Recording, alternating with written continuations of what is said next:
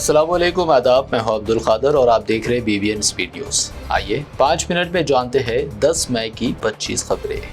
بغیر حج پرمٹ بذریعے پیدل مکہ میں داخل ہونے کی کوشش ناکام۔ حج پرمٹ خلاف ورزی پر 5 افغان باشندے گرفتار۔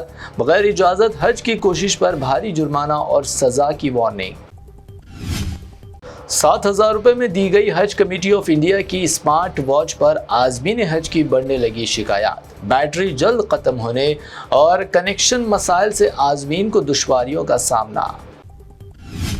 ایران اور امریکہ کے درمیان اگلے ہفتے پاکستان میں ہی مذاکرات کا امکان۔ امریکی میڈیا کا دعویٰ، مذاکرات ناکام ہوئے تو پروجیکٹ فریڈم پلس شروع کرنے کا ٹرمپ کا انتباہ۔ امریکی اہداف اور جنگی جہاز ایرانی میزائلوں کی زد میں۔ IRGC کا بڑا دعویٰ، میجر جنرل سید ماجد موسوی نے کہا، صرف حکم کا انتظار، حملے کے لیے پوری طرح تیار۔ کروز شپ میں پھیلا ہیٹنا وائرس، 100 سے زیادہ افراد جہاز پر موجود۔ کروز شپ میں ہیٹنا وائرس پھیلنے سے عالمی تشویش۔ WHO نے کہا، ہیٹنا وائرس کووڈ جیسا نہیں، گھبرانے کی ضرورت نہیں۔ امریکہ کے ڈنور انٹرنیشنل ایئرپورٹ پر طیارہ رن وے پر موجود شخص سے ٹکرا گیا۔ حادثے کے بعد جہاز انجن میں لگی آگ، تمام مسافروں کو بحفاظت نکالا گیا۔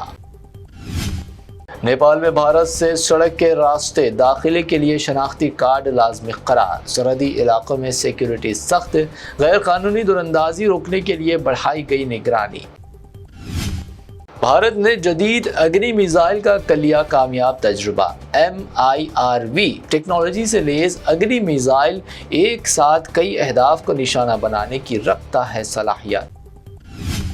بھارت میں تیل کمپنیوں کو ہر ماہ 30,000 کروڑ روپے کا نقصان۔ پیٹرول، ڈیزل و گھریلو گیس کی قیمتوں میں اضافے کا امکان۔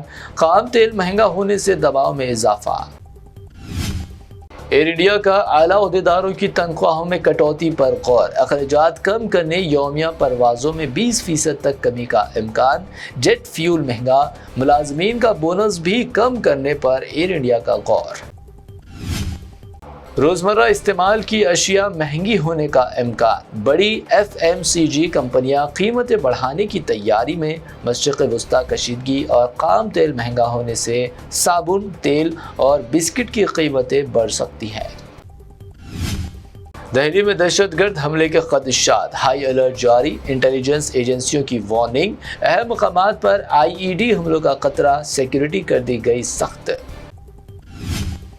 ہندوستان میں پارلیمنٹ نہیں، آئین سب سے مقدم۔ سابق چیف جسٹس BR گوئی کا بیان۔ کولمبو میں خطاب کے دوران سابق CJI نے آئینی بالادستی پر دیا زور۔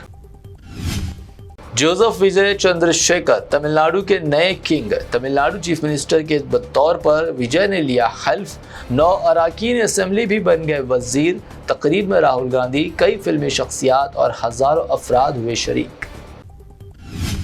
میں غریبی اور بھوک کو جانتا ہوں، CM تلپاٹی وجے کا پہلا خطاب۔ اپنے پہلے احکام، 200 یونٹ مفت بجلی، منشیات و خواتین کی حفاظت کے لیے خصوصی ٹاسک فورسز بنانے کے احکامات پر کیے دستخط۔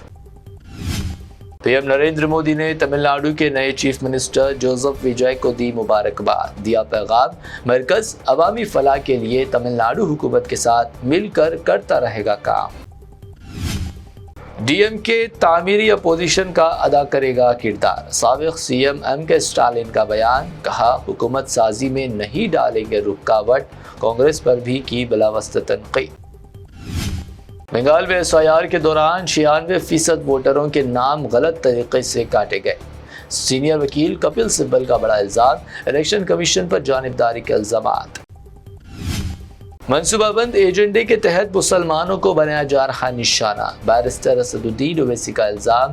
ندا خان معاملے میں میڈیا ٹرائل کا بھی لگایا الزام۔ تمل ناڈو کی سیاست میں تاریخی تبدیلی، جوزف وجے چندر شیکھر نے تمل ناڈو CM کے طور پر لیا حلف۔ چیف منسٹر ریونت ریڈی نے دی مبارکباد۔ کریم نگر جویلری شو روم ڈکیتی کیس میں اہم پیش رفت، 2 ملزمین بنگال میں گرفتار۔ لوٹا گیا سونا بنگال کے مختلف علاقوں میں کیا گیا فروخت، ملزم کا انکشاف۔ حیدرآباد پہنچے P M Narendra Modi, C M Revanth Reddy پر کیا غیر سیاسی انداز میں طنزیہ تبصرہ، کہا آپ جہاں پہنچنا چاہتے ہیں نہیں پہنچ پائیں گے، اس لیے اچھا ہے میرے سے جڑ جاؤ۔ وزیر اعظم کے ریمارکس پر سیاسی حلقوں میں ہلچل۔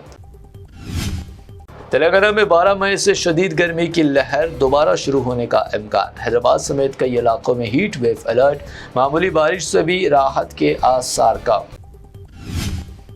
حیدرآباد کے گچی بولی میں لگژری مرسیڈیز بینز کار میں لگی اچانک آگ، انجن کے زیادہ گرم ہونے کو حادثے کی ممکنہ وجہ قرار دیا جا رہا۔